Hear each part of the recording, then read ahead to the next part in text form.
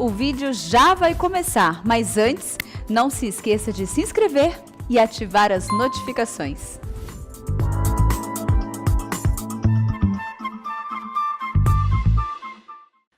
Boa tarde mais uma vez, graça e paz. Que privilégio, que bênção a gente poder estar num culto presencial, né? Algo que a gente tinha com tanta facilidade, era tão comum, e que talvez nem sempre a gente soube dar valor devido a isso, né? Louvado seja o Senhor por esse tempo. É uma honra, um privilégio, e é com temor e tremor que eu me coloco aqui, porque, como a gente sabe, de nós não há nada de bom que não seja vindo do Senhor. Eu quero saudar você também que está nos ouvindo, e que esse momento seja um momento que os nossos corações sejam tocados pelo Senhor.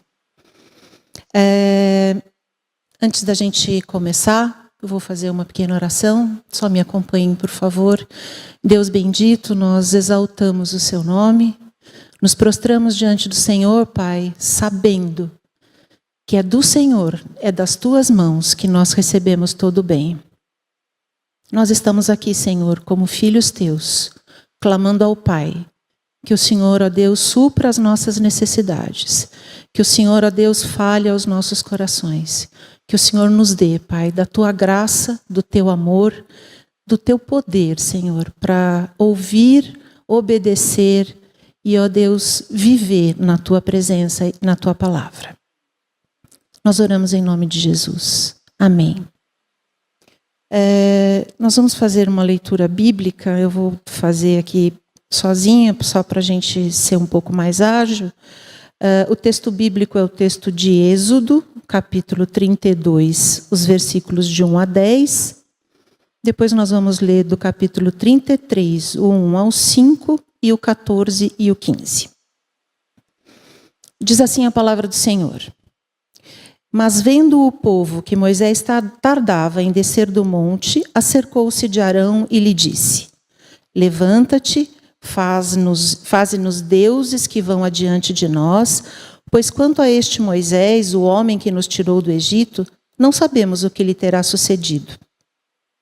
Disse-lhes Arão: Tirai as argolas de ouro das orelhas das vossas mulheres, dos vossos filhos e vossas filhas, e trazei-mas. Então todo o povo tirou das orelhas as argolas e as trouxe a Arão.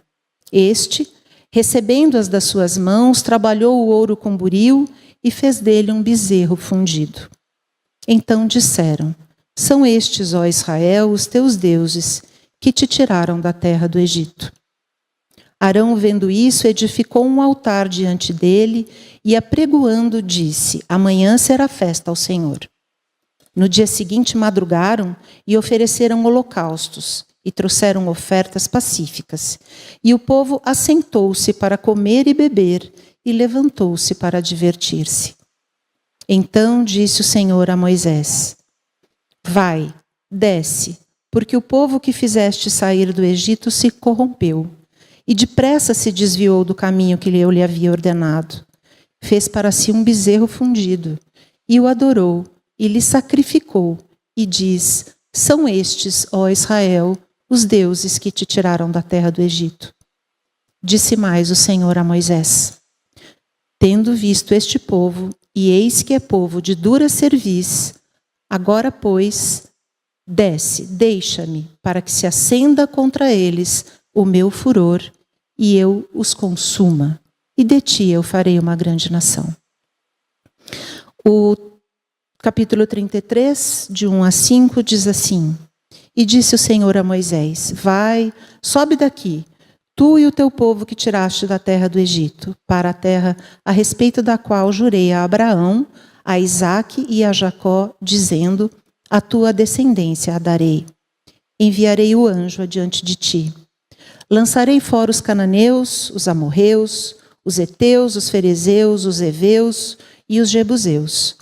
Sobe para uma terra que mana leite e mel, mas eu não subirei no meio de ti, porque és povo de dura cerviz, para que eu não te consuma no caminho. Ouvindo o povo estas más notícias, pôs-se a prantear, e nenhum deles vestiu os seus atavios. Os versículos 14 e 15 dizem assim: a minha presença irá contigo e eu te darei descanso, dizendo o Senhor a Moisés. Então Moisés lhe disse: se a tua presença não vai comigo, não nos faça subir deste lugar. O nosso tema da nossa meditação de hoje é a presença de Deus. Nós estamos num culto presencial, com toda a observância dos protocolos, de proteção, de distanciamento, mas nós estamos desfrutando de uma bênção, como eu disse, que era comum e que às vezes a gente nem valorizava tanto. Eu creio que eu posso dizer com segurança que entre todas as coisas tristes, tão tristes que a pandemia tem trazido, o distanciamento está entre uma delas. A consciência de que é uma medida necessária não faz ela ser mais fácil. A gente tem sofrido, tem sido penoso estarmos distantes uns dos outros. Nós sentimos falta uns dos outros. Nós sentimos falta da proximidade, da conversa amiga, de sentar junto para tomar um café, de poder conversar com tranquilidade. Nós sentimos falta dos abraços e das celebrações. Deus nos fez seres gregários, nós precisamos uns dos outros. Como igreja, então, nós somos um corpo. Somos o corpo de Cristo, somos uma família. E não é bom uma família viver distante. Nós somos abençoados na união, né? Com a nossa união. A Bíblia diz assim lá no Salmo 133. Ó, como é bom e agradável viverem unidos os irmãos. É ali que o Senhor ordena a sua bênção. O Senhor tem prazer em nos abençoar quando nós estamos unidos em congregação para adorar o Senhor. Nós somos um só rebanho, um só pastor. Eu tenho muita saudade de quando a igreja toda cheia, a gente podia cantar esse hino de mãos dadas, bem perto uns dos outros. Acho que vocês já viveram essa experiência. Às vezes a igreja emendava de fora, de canto a canto, com o povo todo de mão dada. Que privilégio, que bênção. A privação da convivência nos adoeceu a alma. Nós somos filhos longe dos pais. Nós temos avós carentes da bênção da convivência com seus netos. Os amigos e os irmãos estão distantes. Ainda que a gente tenha a bênção maravilhosa da internet, dos canais virtuais, a gente sente falta da proximidade, do olho no olho, do abraço amigo. Hoje, quando a gente estava chegando, eu encontrei a Miriam lá embaixo, e o nosso ímpeto é de abraçar. A gente tem vontade de abraçar. É tão bom, um abraço caloroso. E nós temos sido privados dessa bênção. Nós temos visto, por exemplo, alguns dos nossos pastores dizer o quanto é triste pregar para uma igreja vazia. Ainda que eles saibam que tem milhares de pessoas assistindo, conectadas. É difícil. Isso aqui é uma bênção, é um privilégio. A gente está carente de presença, de proximidade, de comunhão. A gente está carente de uma comunicação livre, sem obstáculo, sem máscaras, sem telas. A gente está cansado disso tudo, não é? E hoje eu gostaria que a gente pensasse um pouquinho sobre a mais essencial e especial de todas as presenças para a nossa vida, que é a presença de Deus. Eu queria que a gente aproveitasse esse tempo tão abençoado para sondar o nosso coração e ver se nós estamos buscando, com o devido anseio, com fome, com senso de urgência, estar na presença do Senhor. Ou se a gente tem admitido pelo caminho da vida alguns desvios que nos afastem um pouco do Senhor. Será que as nossas preocupações, que as nossas ocupações têm conseguido desviar a nossa atenção da necessidade vital que nós temos de buscar a presença de Deus? Será que nós temos nos deixado iludir por Satanás de uma forma que ele nos convença que a gente pode caminhar sozinho? Será que, a exemplo do povo lá do deserto, quando achou que Moisés estava demorando muito no monte, pediu para Arão forjar um Deus? Será que nós também não temos criado os deuses? Será que nós não estamos trocando a glória do nosso Deus que nos livrou da escravidão, da morte? Eu sei que nenhum de nós pensa em forjar um bezerro de ouro. Mas qualquer outra coisa, qualquer pessoa, incluindo nós mesmos, a ciência, o dinheiro, a medicina, a religiosidade, enfim, qualquer outro lugar onde a gente deposite a nossa confiança, que não seja o Senhor, a gente está criando um Deus que Deus não é. A gente está trocando a glória de Deus. Será que a gente levanta altares para o nosso próprio ego? Para a nossa vaidade? Vocês acham que a gente precisa sondar o nosso coração todo dia, toda hora, para ver aonde ele está realmente ancorado? Vocês acham que a gente vive numa sociedade muito diferente daquela que preferiu criar um bezerro de ouro? É tão fácil a gente ver o erro na vida dos outros, não é? É tão fácil a gente condenar um pagão que se ajoelha diante de uma estatueta. Mas é tão difícil a gente olhar para nós e reconhecer que muitas vezes a gente cria deuses e coloca no lugar em vez do nosso Senhor. E a Bíblia nos ensina, e nós sabemos que toda aprovação que a gente passa, que a aprovação vem do Senhor, ela é didática e ela tem propósito. E o propósito de Deus é sempre bom. Não é diferente com essa pandemia. Ela é uma aprovação difícil, penosa, talvez uma experiência única na vida de todos nós, assim, com tamanha abrangência, com tamanha gravidade. Mas eu tenho certeza que não tenho erro, que não há erro em dizer que essa pandemia é um grito de Deus chamando o seu povo de volta para a sua presença. Como disse a nossa irmã, a Vânia, tudo aquilo que a gente achou que a gente podia, a gente viu que não pode, que não é nosso, que não está no nosso controle. Será que o Senhor não está nos chamando para reconhecer que só Ele tem todo o poder e que se a gente estiver longe dEle, nós vamos perecer? Nós fomos criados para viver no Senhor. Essa pandemia, ela tem o som de uma trombeta soando. Ouçam a voz do Senhor, voltem-se para mim.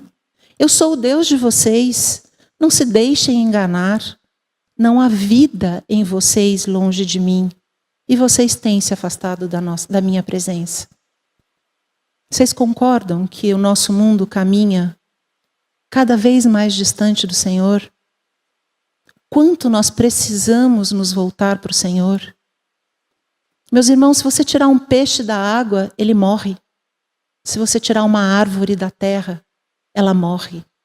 Se você tirar um filho de Deus da presença dele, ele está morto. Não há vida para nós longe do Senhor. Alguém pode dizer assim, mas Deus é onipresente. Não tem como a gente não estar na presença dele. É verdade. Deus é onipresente. Mas nós estamos falando, não tem nenhum lugar onde a gente pode se esconder dele, né? Como disse o salmista, para onde me ausentarei do teu espírito? Para onde eu fugirei da tua face? Não tem mesmo. Mas a onipresença de Deus é diferente da sua presença manifesta.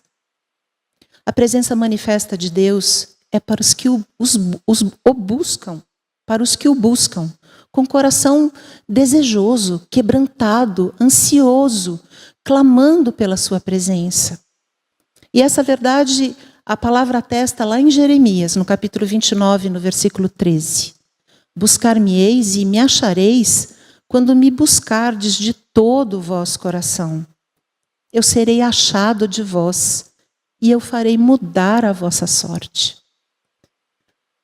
Quando nós buscamos o Senhor em oração e Ele se faz presente, isso é algo notório, impactante e transformador. Ninguém sai da presença de Deus igual. A presença de Deus faz com que a gente seja tomado por um senso de reverência diante da glória dele. Os nossos joelhos se dobram, a nossa alma se quebranta e o nosso espírito exulta, porque ele encontrou o lugar de pouso. Ele encontra, o nosso espírito só descansa na presença do Senhor. A presença do Senhor é quem nos dá a direção, é quem nos dá proteção. Lá no deserto, a presença do Senhor era representada por aquela nuvem, lembram? Ela pousava sobre o tabernáculo, de noite ela era uma coluna, uma nuvem, à noite uma coluna de fogo. E era assim, diz lá Números, o versículo 9, de 16 a 17. Assim era de contínuo. A nuvem o cobria de noite, havia uma aparência de fogo. Quando a nuvem se erguia de sobre a tenda, os filhos de Israel se punham em marcha. No lugar que a nuvem parava, ali os filhos de Israel se acampavam. Nós fomos criados para viver na presença do nosso Pai. Não há outro lugar em que a nossa alma encontre paz, não há outro lugar onde nós possamos desfrutar de proteção, de conforto, de alegria genuína. Só na presença de Deus nós podemos ver os caminhos da vida e sermos fortalecidos para a caminhada. Vocês concordam que a caminhada tem sido difícil demais? A gente está caminhando por um deserto abrasador. Nós temos sofrido, tem sido penoso. E às vezes a gente não consegue ver com os olhos carnais saída. A gente não vê a luz. A gente não vê para onde a gente está caminhando. E só a presença do Senhor, assim como aquela nuvem, dirigia, guardava e protegia aquele povo do deserto, só a presença do Senhor nos faz caminhar em segurança, mesmo que o terreno seja escorregadio. Só a luz da presença do Senhor nos faz caminhar seguros, ainda que a gente atravesse vales sombrios. E quão sombrios têm sido os nossos vales. O nosso Deus é um Deus relacional. Louvado seja por isso. Ele nos criou, nos amou, nos salvou em Jesus e, por mais incrível que possa parecer, Ele se agrada de nós. Ele tem prazer em nós. É a coisa mais sublime, mais surreal que a gente pode imaginar, que Deus, o soberano, o perfeito Senhor, tenha prazer em nós, míseros, pecadores, infiéis, rebeldes. Mas é verdade. A Bíblia diz assim no Salmo 147, no versículo 11: agrada-se o Senhor dos que o temem e dos que esperam na sua misericórdia. Deus deseja ter comunhão com os seus filhos. Ele prometeu estar conosco todos os dias da nossa vida. Diz lá Mateus 28. Eis que estou convosco todos os dias até a consumação dos séculos. Ele não nos abandonou nessa caminhada difícil. Ele continua conosco, dia a dia, no meio da pandemia, no meio da dificuldade que for. O Senhor está conosco, não por nós, não porque nós merecemos, mas porque Ele assim prometeu. E Deus não retira nenhuma das suas promessas.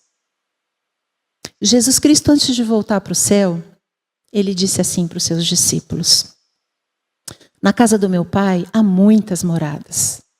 Se não fosse assim, eu já lhes teria dito. Pois quando eu for e preparar um lugar, eu voltarei e os receberei para mim mesmo, para que onde eu estou, vocês estejam também. Eu os receberei para mim mesmo. Para onde eu estou, vocês estejam também. Isso é o relato de alguém que deseja ter intimidade com os que ama. E ele está falando de nós. E a hora que eu estava escrevendo isso, pensando e meditando nisso, eu falei, se a gente fosse uma igreja de tradição pentecostal, nesse momento a gente teria um brado de glória e aleluia. Deus quer, Ele deseja estar conosco. Afinal de contas, o que nós temos, ou o que nós somos, para que Deus se agrade de estar conosco, não é? Davi disse assim, quando eu contemplo os teus céus, a obra dos teus dedos, e a lua e as estrelas que estabeleceste, que é o homem para que dele te lembres? Que é o filho do homem para que o visites?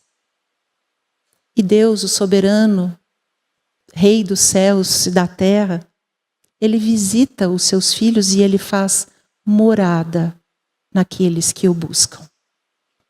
Isso é, com certeza, o prenúncio de uma vida de milagres.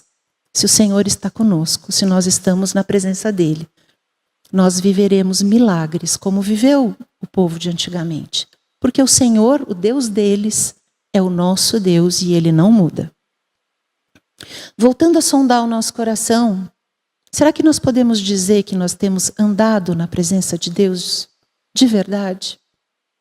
Nós temos buscado a face do Senhor? É prioridade na nossa vida nos quebrantarmos diante do Senhor e clamar a Ele, Senhor, sê comigo, me dê a sua direção, me faça caminhar nos seus passos.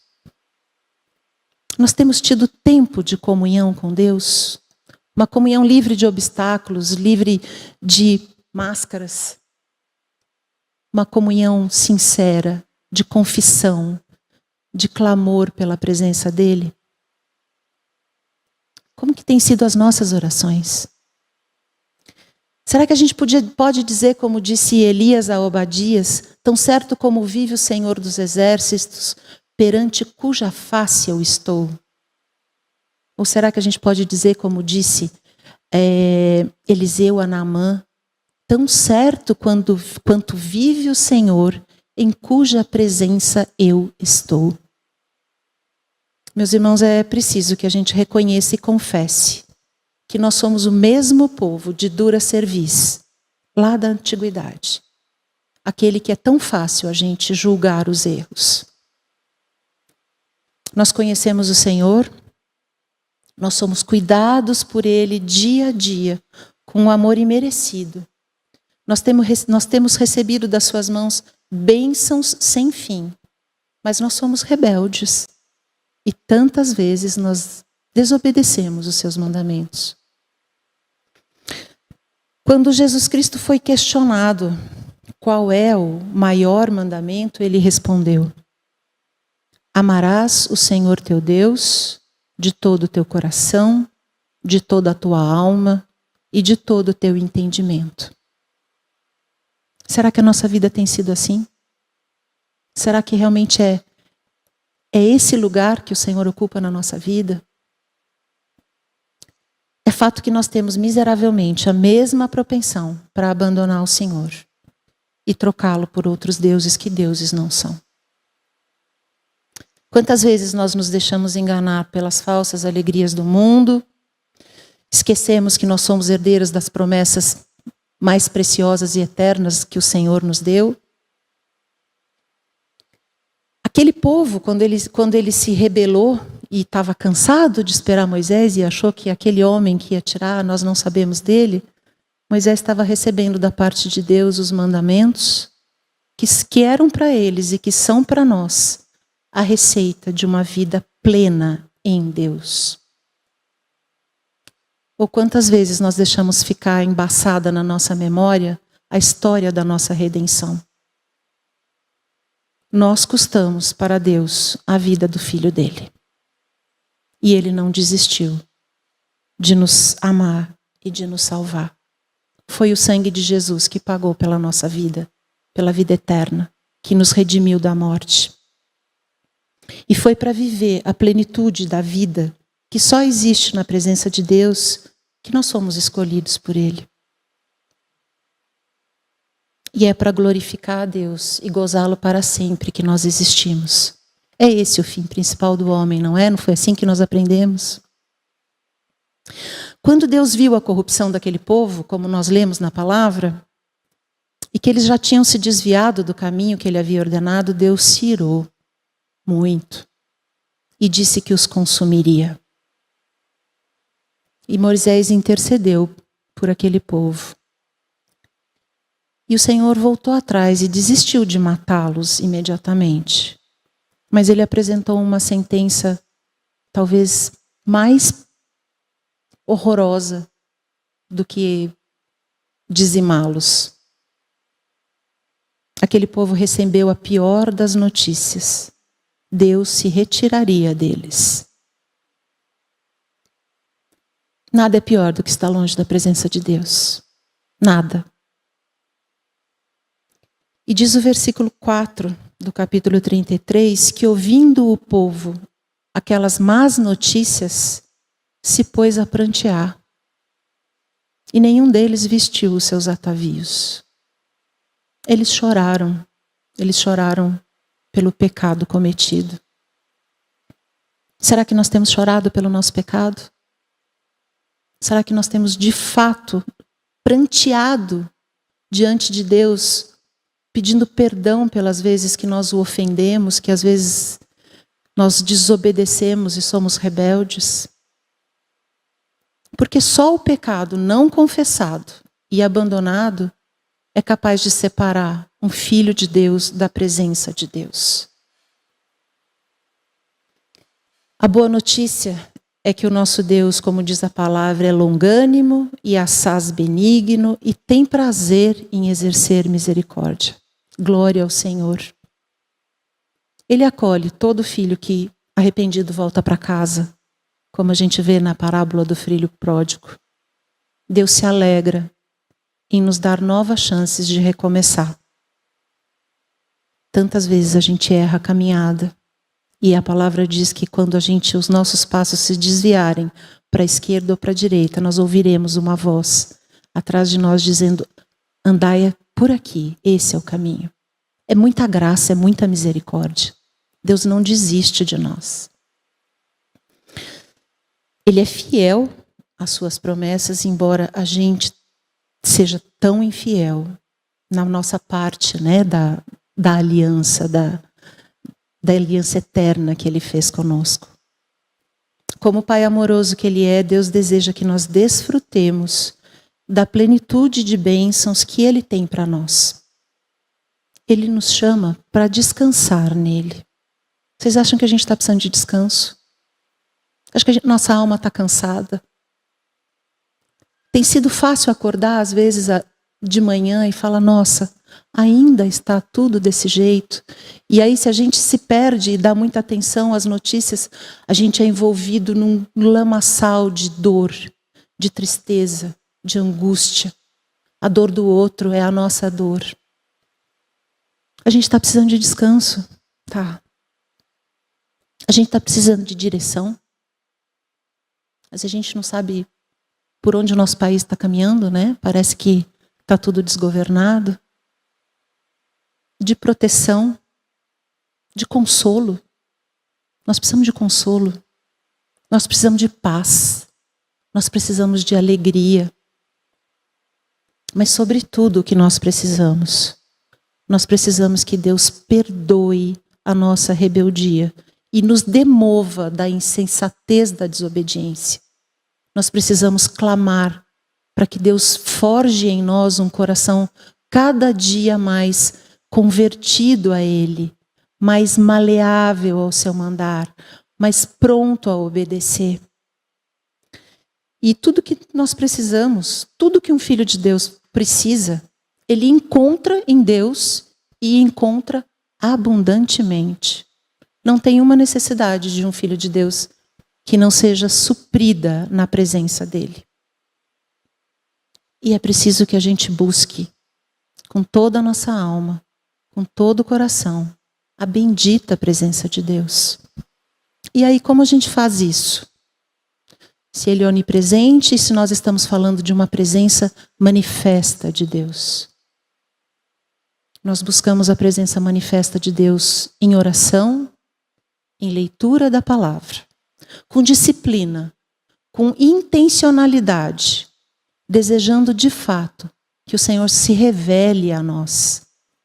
E Ele tem essa palavra, Ele tem essa promessa. Ele se revela àqueles que o buscam. Então, e só então, nós poderemos desfrutar das promessas do nosso Pai. E nós vamos poder caminhar seguros, ainda que os terrenos sejam escorregadios, e caminhar realmente na luz, quando Ele é a nossa luz. Não haverá trevas que se interponha no nosso caminho. Nós precisamos aprender a orar como Moisés, a mais essencial de todas as orações. Pai, se a tua presença não for comigo, não me deixe sair desse lugar. Que a gente não dê um só passo sem estarmos na presença do Senhor. Eu queria que a gente lesse junto Isaías 45, os versículos 2 e 3, porque essa é a resposta, essa é a promessa do Senhor a todo aquele que clama pela sua presença. Isaías 45, 2 e 3.